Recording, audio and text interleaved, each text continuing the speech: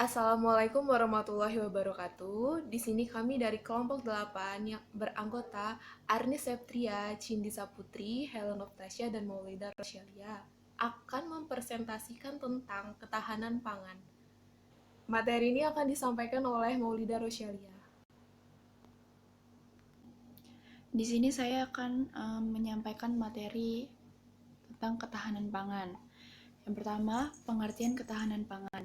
Ketahanan pangan merupakan salah satu isu utama upaya peningkatan status gizi masyarakat yang paling erat kaitannya dengan pembangunan pertanian. Situasi produksi pangan dalam negeri serta ekspor dan impor pangan akan menentukan ketersediaan pangan yang selanjutnya akan memengaruhi kondisi ketahanan pangan di tingkat wilayah. Sementara, ketahanan pangan pada tingkat rumah tangga akan ditentukan pula oleh daya beli masyarakat terhadap pangan.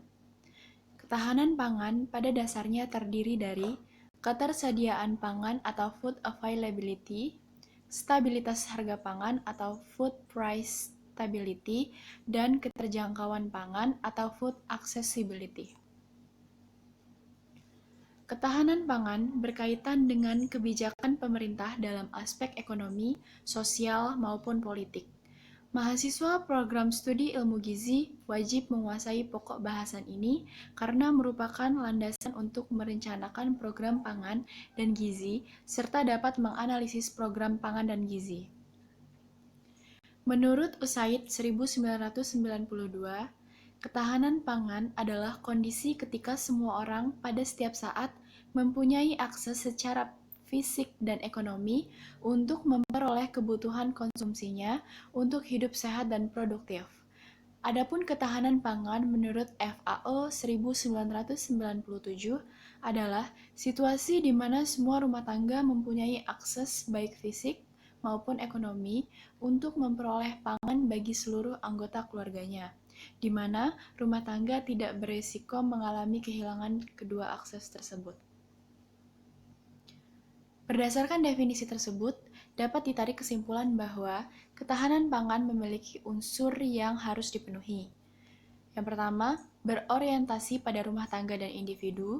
Yang kedua, dimensi waktu setiap saat pangan tersedia dan dapat diakses.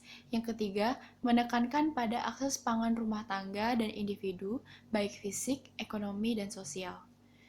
Ditunjukkan untuk hidup sehat dan produktif. Selanjutnya yaitu subsistem ketahanan pangan.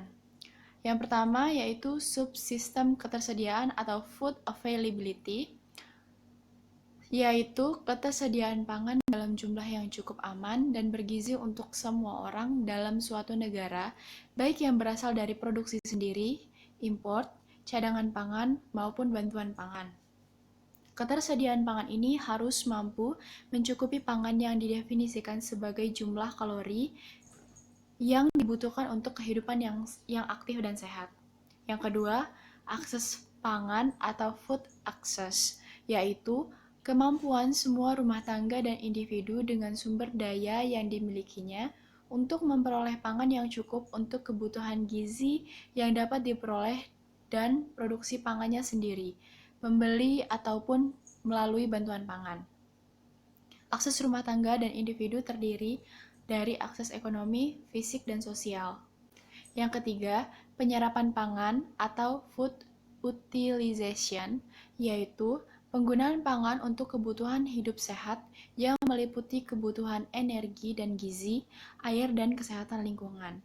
Efektivitas dari penyerapan pangan tergantung pada pengetahuan rumah tangga atau individu, sanitasi dan ketersediaan air, fasilitas dan layanan kesehatan, serta penyuluhan gizi dan pemeliharaan balita.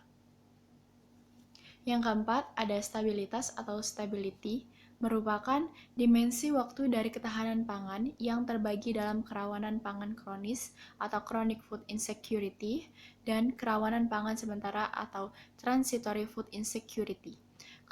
Kerawanan pangan kronis adalah ketidakmampuan untuk memperoleh kebutuhan pangan setiap saat, sedangkan kerawanan pangan sementara adalah kerawanan pangan yang terjadi secara sementara yang diakibatkan karena masalah kekeringan, banjir, bencana, maupun konflik sosial.